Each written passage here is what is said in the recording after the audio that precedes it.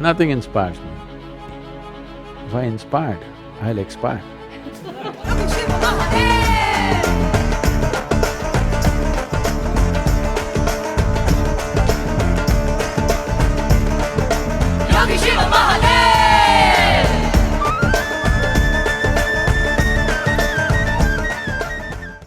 It's better I'm not inspired. I'm bored with everything, but I do everything with absolute involvement and intensity. Nobody has ever seen me doing anything slack. But I'm thoroughly bored because it's so silly and stupid. There are other things I could do for which very few people are ready. Not many people are prepared for that level of perception.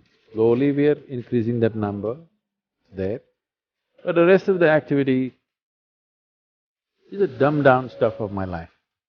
90% of my life is just dumbed-down activity. People think it's great, it's their problem. In my experience, it's just dumbed-down stuff. If you do the real thing, then the audience is too small. So preparing the rest of the audience for the real thing. Preparation is taking decades of work. So, I'm here to do something really inspiring,